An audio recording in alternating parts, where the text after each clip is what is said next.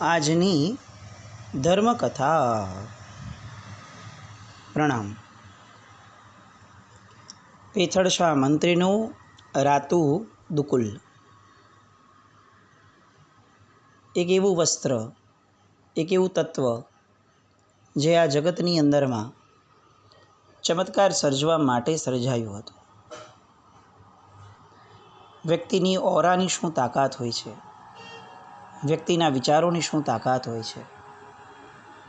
આચાર સંપન્નતાની સાથે સાથે વિચાર સંપન્નતા એ કેટલી મહત્ત્વની છે. આવી કેટલીય વાતોનો ઉત્તર એટલે મંત્રીશ્વર પેથળશા. બ્રહ્મચર્ય વ્રત લીધેલા વ્યક્તિઓ કદાચ જીવનમાં ઘણા આપણને જોવા મળ્યા હશે, સાંભળવા મળ્યા હશે, પણ એમાંના કોણ આવા હશે કે જેનું વસ્ત્ર માત્ર, જેના ચરણમાંથી નીકળેલું પાણી, એને જેને સ્પર્શેલું પાણી પણ, જળ પણ લોકોના દુઃખ હરી લે. એ દર્શાવે છે કે એમનું આભામંડળ એ અતિ અતિ અતિ પવિત્ર હશે. અને આ પવિત્રતાનું મૂળ કારણ એમની અંદરની આરાધક ભાવની ધારા. રાજાની પાસે ગયા, જયસિંહદેવને મનાવવા પ્રયત્ન કર્યો. જયસિંહદેવ રડે છે. કહેવા જાય છે કે એકચ્યુઅલી શું થયું છે કે જેનો મને વિષાદ છે. પણ અત્યારે મંત્રીશ્વર કહે છે કે એ બધું પછી, રાજન, અત્યારે આટલી સરસ મજાની આનંદની ઘટના બની છે આ નગર માટે, એનો ઉલ્લાસ, એનો ઉત્સવ માણીએ. વરઘોડાની અંદરમાં બધાને આવવાનું થયું. હાથીની અંબાડી સર્જાવાઈ અને રાજાને હાથીની અંબાડી પર બેસાડવામાં આવ્યા. બેસી તો ગયા રાજા, મનમાં એક આખી અલગ ધારા ચાલે છે અને તન ક્યાંક બીજે છે. એટલે બેસી ગયા પછીથી એમને ક્લિક થયું કે હું કેમ બેઠો છું. આખો પ્રસંગ જેના કારણે ઊભો થયો છે, જેના એક વસ્ત્રના કારણે આ આખું અવંતી આબાદ બચી ગયું છે, એ મંત્રીશ્વર સુકૃત સાગરને ન બેસાડાય, હું કેમ બેસ્યો છું. એટલે ત્યાંથી બેઠા બેઠા હાથીની અંબાડી પરથી સાદ આપે છે કે હે સુકૃત સાગર, આપ પધારો. અંબાડી ખાલી છે. અને ત્યારે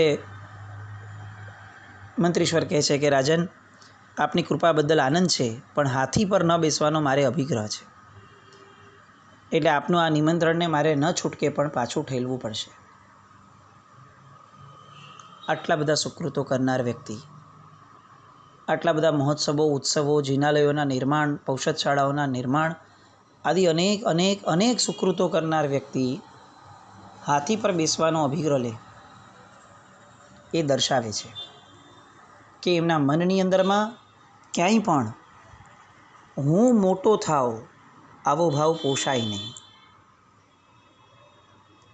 જિનાલયોના નિર્માણ કરવા, દાનની ગંગાઓ વહાવી, આ બધી જ વસ્તુઓ એ આરાધના. પણ આ કંઈ પણ કરવા સમયે આ મારું નથી, આના દ્વારા હું મોટો ન થવો જોઈએ, આવો ભાવ એ આરાધક ભાવ.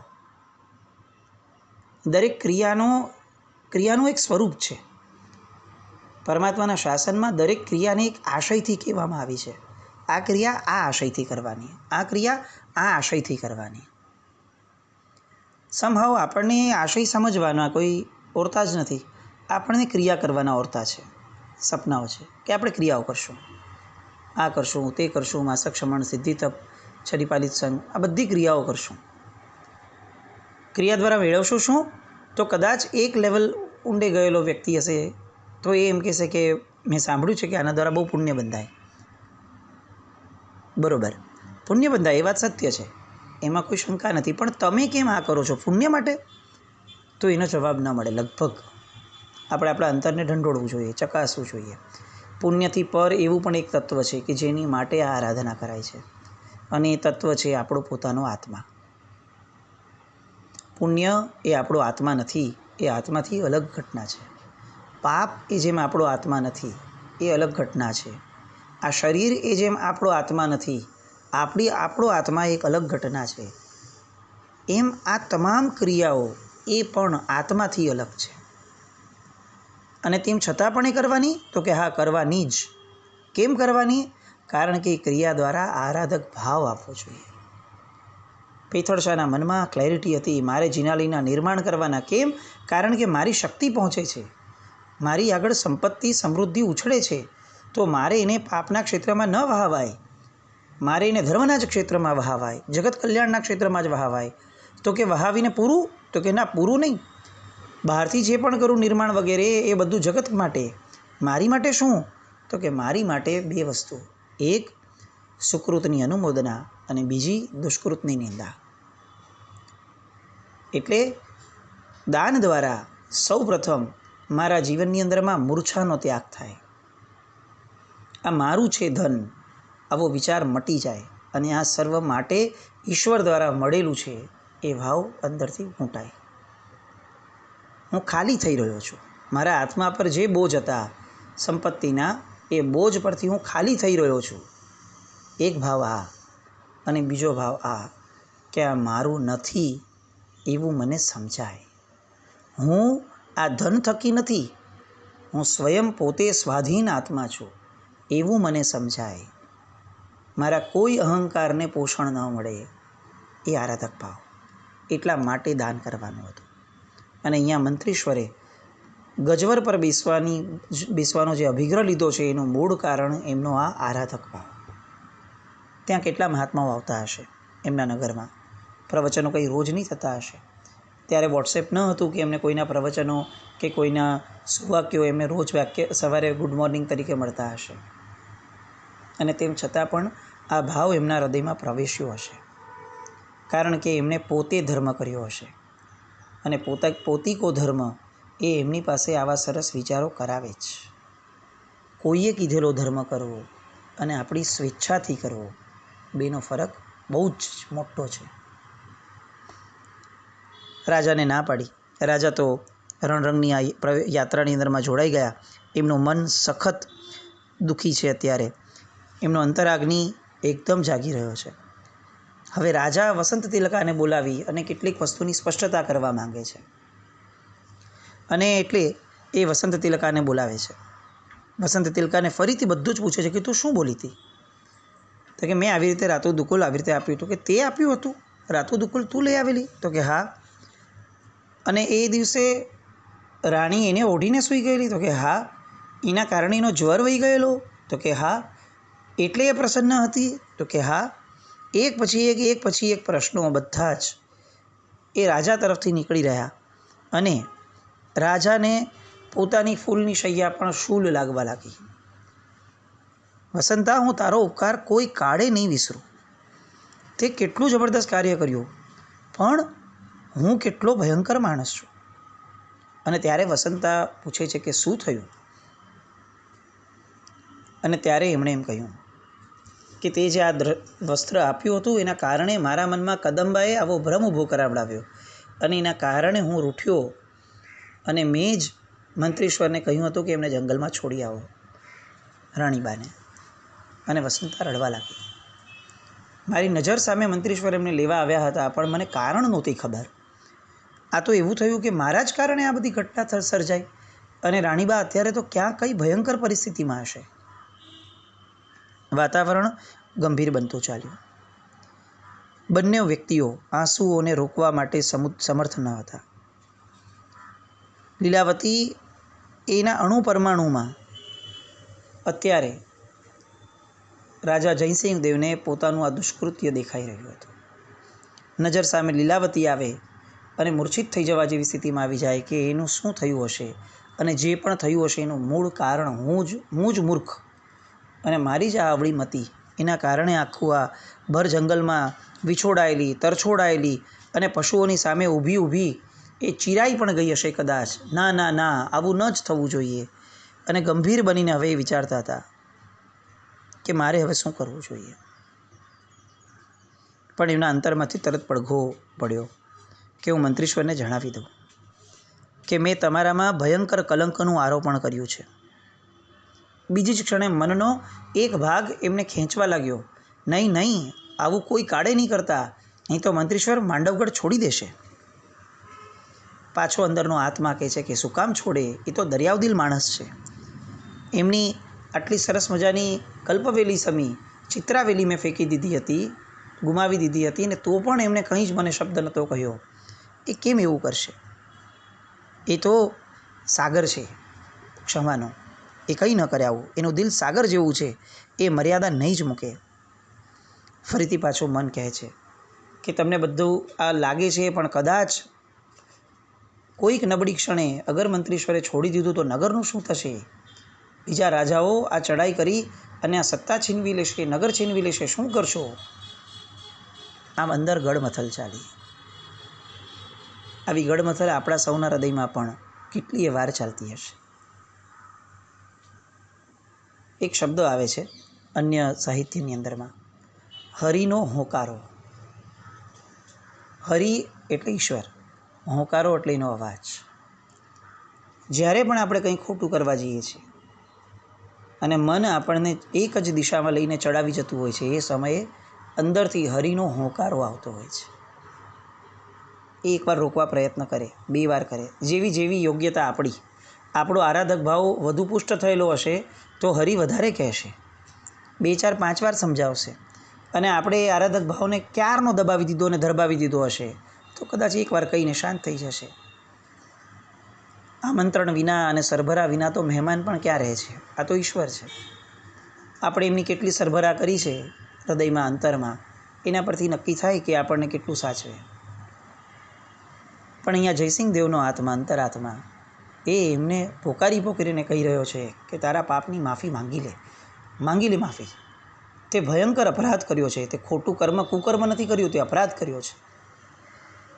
અને આ રાજવીની વિચારધારા જે છે એ એક બિંદુ પર આવીને અટકી.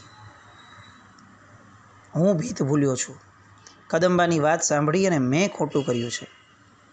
હવે આ શૂન્ય એવા રાજમહેલની અંદરમાં જો કોઈ ખરેખર રસ્તો કાઢી શકશે આ વિપદાનો તો એ મંત્રીશ્વર જ છે. અને હજી આ બધી વાતો ચાલે છે ત્યાં સુધીમાં એ વાતોની અંદરમાં મંત્રીશ્વર અચાનક આવે છે અને રાજાના મનમાં જે ગડમથલ ચાલતી હતી એમાં એમને જવાબ મળી ગયો કે મારે મંત્રીશ્વરના આગમનના એ જ એંધાણ સમજવા કે મંત્રીશ્વર સામે ચડીને મને પ્રેરવા આવ્યા છે કે પાપનો એકરાર કરી લો. અને રાજા જયસિંહદેવ બધી જ ઘટના મંત્રીશ્વરને સામે ચડીને બોલાવીને કહી દે છે. મંત્રીશ્વરને આઘાત લાગ્યો, પણ સૌથી મોટો આઘાત એ લાગ્યો હતો કે મહારાજ, આટલી જ વાતના તમે દેશ નિકાલ આપવાનો નિર્ણય કરી લીધો. ચાલો વાંધો નહીં મહારાજ, જાગ્યા ત્યારથી સવાર, આપને આ ભૂલ સમજાઈ ગઈ છે, એનાથી વધારે આનંદની વાત શું હોય? પોતાની ઉપર કલંક મૂકનાર, વર્ષોથી પોતાની નિષ્ઠા જે ઘણી વાર પુરવાર થઈ છે એ નિષ્ઠા ઉપર પ્રશ્નચિહ્ન ઊભો કરનાર એવા વ્યક્તિ પ્રત્યે પણ મંત્રીશ્વર પેથળશાને લેશ માત્ર પણ વિકલ્પ નથી થતો, કારણ કે મંત્રીશ્વર એ આરાધક તો હતા જ, પણ એમનામાં આરાધક ભાવ પણ હતો.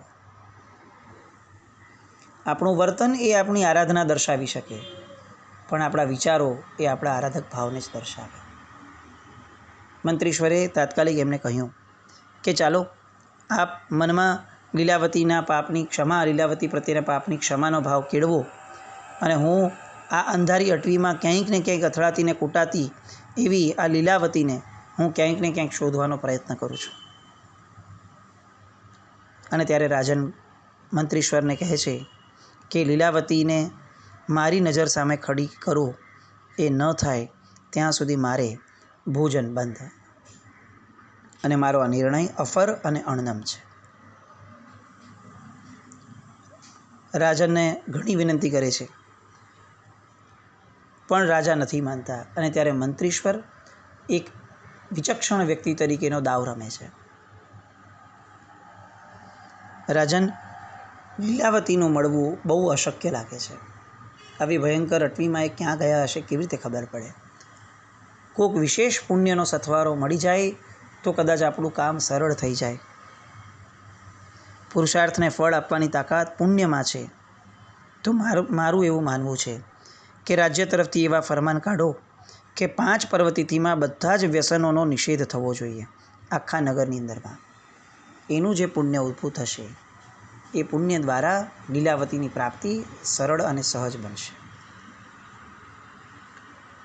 રાજા તો બધું જ સાંભળવા સ્વીકારવા તૈયાર હતા. જરૂર જરૂર મંત્રીશ્વર, આ માટેનું ફરમાન તમે ઘડી આપો, એનો ઢંઢેરો પીટાવવા માટે તમે આપી દો. મહારાજનું હૈયું હળવું ફૂલ બની ગયું અને એમની સામે હવે અવંતીમાં આગલા દિવસોમાં જે ઘટના બને છે લીલાવતી માટે, એની એક ઇંતજારની પળો હતી. આ બાજુ મંત્રીશ્વર ઘરે આવે છે. હવે એક ઘટનાને આની અહીંયા સાઈડ પર મૂકીને આખી બીજી ઘટનાને આપણે જોઈએ. મંત્રીશ્વરની વિચક્ષણતાને. રાજાએ જયસિંહ દેવે લીલાવતીને વગડામાં મૂકી આવવા કહ્યું દેશ નિકાલ કરવા. મંત્રીશ્વરને કંઈ ખબર નથી કે શું ઘટના થઈ છે, શું છે, પણ એને એટલું ખબર છે કે ધીસ ઇઝ નોટ ગુડ, આ ઇલિજિટિમેટ છે, આ ન ચલાવાય, આ ખોટી આજ્ઞા છે. પણ રાજાની સામે પણ પડાય એવું ન હતું, કારણ કે ખબર જ નથી કે શું તકલીફ છે. એટલે એમણે તરત જ પોતાનો જે રથ હતો કે જે નગરની બહાર સુધી લઈ ગયા હતા, એ જેવું અંધારું થયું એવું તરત જ એ રથને વાળ્યો અને વાળી અને પાછલા માર્ગેથી એ પોતાના ઘર તરફ રથને વાળી અને લીલાવતીને પોતાના ઘરના ગર્ભગૃહની અંદરમાં ગભારામાં એટલે કે નીચે ભોયરાની અંદરમાં લઈ ગયા અને ત્યાં એમને ભોયરામાં રાખી દીધી. પ્રથમણી વિચારે છે કે આ શું થઈ રહ્યું છે, લીલાવતી રાણીબા અહીંયા? અને એ પછી મંત્રીશ્વર કહે છે કે બીજી કોઈ ઘટનાની ખબર નથી, પણ મૂળ મુદ્દો એવો છે કે મને દેશ નિકાલ કરવા જણાવ્યું છે. જો એ દેખાશે ક્યાંય પણ નગરની અંદરમાં તો રાજા એમને પણ જીવતા નહીં છોડે, અને એટલે જ આ સૌથી સુરક્ષિત સ્થાન લાગે છે. આ વાતની ત્રીજા કાન ઉપર પણ ખબર પડવી ન જોઈએ. અને લીલાવતીને આ આઘાત સહન જ નથી થતો કે રાજાએ મને આવું કર્યું, અને એટલે પોતે સુનમુન બેઠી છે ને ત્યાં પ્રથમણીની એની સાથે મુલાકાત થાય છે. એમને આશ્વાસનને સાંત્વના આપવા જાય છે. અત્યંત રુદન છે, આર્ત ધ્યાન છે, વિષાદ છે. પ્રથમણીથી આ બધું જોવાતું નથી, કારણ કે એને આ બધાની આદત નથી, એને આવું ક્યારેય જોયું પણ નથી, આટલો વિષાદ. એટલે સહજપણે લીલાવતીને કહે છે કે બેન, વિપદાના સમયે તો એક જ કાર્ય કરવાનું હોય, રડવાનું ન હોય. વિપદાના સમયે આપણા મન માન્યા ભગવાનને યાદ કરવાના હોય. લીલાવતી માટે હજી જૈન ધર્મ એ સાવ નવો છે, અને ત્યારે એમ કહે છે કે જુઓ, હું તમને એક સરસ મજાનો આ મંત્ર આપું છું. આ મંત્રના પ્રભાવે ચોક્કસપણે તમારા બધા દુઃખો અને વિપદાઓ તમારી ટળશે. અને ત્યારે પ્રથમણી પોતાના શ્રી મુખેથી નમસ્કાર મહામંત્રનું દાન કરે છે. જે બ્રહ્મચર્યનું તેજ પેથળશાનું છે, એટલા જ તેજસ્વી પ્રથમણી પણ. અને પેથળશાના વસ્ત્રના દાનથી લોકોનું દારિદ્ર્ય ટળતું હશે અને ઇતિહાસમાં ગવાતું હશે, પણ એ ઇતિહાસ કદાચ એક નોંધ લેવાની ભૂલી જાય છે કે પ્રથમણીના નવકારના દાનથી લીલાવતીનું ભાગ્ય પરિવર્તન થયું હતું. લીલાવતી નમસ્કાર મહામંત્રના ધ્યાનમાં ચડે છે. હજી એટલી શ્રદ્ધા બેસી નથી. મન ફરી પાછું એ જના એ જ ઓલામાં જાય છે કે મારું ભવિષ્ય શું હવે. અને એ જ નબળી પળ આવી કે જે નબળી પળ ક્યારેય કોઈના જીવનમાં ન આવવી જોઈએ, અને એમણે આત્મહત્યા કરવાનો નિર્ણય કર્યો. પોતાનું જે કપડું હતું ઓઢેલું, એ કપડાને બાંધ્યું ઉપર અને ગળે ફાંસો ખાવા માટે પોતે તૈયાર થઈ ગયા. ભૂગર્ભમાં છે, આજુબાજુ કોઈ છે નહીં. મંત્રીશ્વર વગેરે તો ઉપર છે મહેલમાં, કોઈને કંઈ ખબર નથી, રાત્રિનો સમય છે, અને આવી રીતે આત્મહત્યાનો પ્રયાસ થાય છે. ગળે ફાંસો બાંધવા માટે કપડું બાંધ્યું, ગળાને ગાંઠ વાળી અને પોતે લટકવા જાય છે, અને ત્યાં જ એ કપડું તૂટી જાય છે. કપડું કેમ તૂટે છે? કારણ કે કપડું બાંધતી વખતે પણ કહે છે કે મને ખબર નથી કે આ પ્રથમણીએ મને જે આપ્યું છે એ શું છે, પણ મને એવું લાગે છે કે જે પણ આપ્યું હતું એ પવિત્ર છે. હું એ પવિત્રતાને નમસ્કાર કરી અને એમની પાસેથી વિદાય માગું છું કે મને રજા આપો. હું આ જગતમાંથી હવે એક ક્ષણ પણ રહેવા ઈચ્છતી નથી અને વિદાય લેવા ઈચ્છું છું. નમસ્કાર મહામંત્રનું કદાચ એકાદ પદ ગણાયું હશે, અને પેલો કપડાનો ટુકડો એ ફાટ્યો અને લીલાવતીજી નીચે પડ્યા. એમનો જીવ બચ્યો અને એમને ગમે તેમ કરીને નમસ્કાર મહામંત્રનો જ આ પ્રભાવ લાગ્યો, અને કેટલાક નમસ્કાર મહામંત્રના જાપમાં અને સ્મરણમાં એમની આંખ લાગી ગઈ, અને જેવી ઊંઘ આવી અને ઊંઘ ઉડી એ પૂર્વે સ્વપ્ન આવ્યું, અને એ સ્વપ્નમાં કોક દેવ તત્વ આવી અને એમને કહી ગયું કે 8મે દિવસે રાજા એ તમને વાજતે ગાજતે લેવા માટે આવશે. અને આ આશ્વાસન, આ સાંત્વના જે છે એ લીલાવતી માટે એક જાણે અમૃત તુલ્ય બની. હવે એમનામાં જીવવાનું જોમ ચડ્યું. નમસ્કાર મહામંત્રનું સ્મરણ શરૂ થયું. 8 દિવસની ગેમ છે આવું એમના મનમાં સમજાય છે. પણ હવે આ 8 દિવસ પણ એમણે માણવા છે. વારે વારે પ્રથમણીને બોલાવે છે અને પ્રથમણી એને નમસ્કાર મહામંત્ર પછીથી 9 તત્વો સમજાવે છે. અને એમાંથી પુણ્ય અને પાપ તત્વ સમજાતા હવે લીલાવતીને એવું લાગ્યું કે મારે માથે કોઈ દુઃખ છે જ નહીં, કારણ કે હું આ લીલાવતી જ નથી. આત્મતત્વનું ભાન થયું. આત્મતત્વમાં લીન થયા અને જે લીલાવતીને દંડ થયો હતો કારણ વગરનો, એ લીલાવતી માટે ભેટ સાબિત થઈ. લીલાવતીને આત્મજ્ઞાન લાધે છે. સમ્યક દર્શનની જાણે પ્રાપ્તિ થઈ હોય એવી રીતે એમના મનમાં જળહળાવ ઉત્પન્ન થાય છે. શુભ ભાવોની પરિણતિ ઉત્પન્ન થાય છે. રાજા પ્રત્યેનો લેશ માત્ર પણ અભાવ નથી ટકતો અને મનની અંદરમાં સતત નિર્જરા તત્વ એ જ રમી રાખે છે. રોજ તત્વની ચર્ચા થાય, સત્સંગ થાય. એ પેલું ભોંયરું પેથળશાના મહેલનું, એ ભોંયરું એમની માટે એ જાણે સત્સંગનું સ્થાન બન્યું. રોજના સત્સંગો, રોજની નવી નવી સમજણો અને રોજ રોમરાજી વિકસ્વર થાય. આવું પરમાત્માનું શાસન, આવી વાતો, આવું તત્વ અને આ બધું જ પ્રથમવાર હોય એવું અપૂર્વ એના મનની અંદરમાં આનંદનું ઝરણું વહેવા લાગ્યું. એમને ખબર જ નથી કે દિવસો ક્યાં વીતે છે. અને આજે આ દિવસ આવીને ઊભો રહ્યો. પોતાના ભાઈ તરીકે જેમને માન્યો હતો એવો પેથળશા આજે એમની પાસે આ સમાચાર લઈને આવે છે કે રાજાએ તમને શોધવા માટે મને કહેણ મોકલાવ્યું છે. 7 દિવસ પૂરા થયા છે. આપને જે સ્વપ્ન આવ્યું હતું એ પ્રમાણે આવતીકાલે 8મી દિવસનું સવાર છે અને ત્યારે લીલાવતીની આંખમાં આંસુ આવે છે. પ્રથમણી પૂછે છે કે આ તો આનંદની ઘડી છે, સ્વપ્ન પૂર્ણ થવાની ઘડી છે, આંસુ કેમ આવે છે? અને ત્યારે જે કારણ લીલાવતી આપે છે એ કારણને જાણવા આવતીકાલે ફરી મળીએ. જીનાજ્ઞા વિરુદ્ધ કંઈ પણ બોલાયું તો મિચ્છામિ દુક્કડમ. જૈનમ જયતિ શાસન.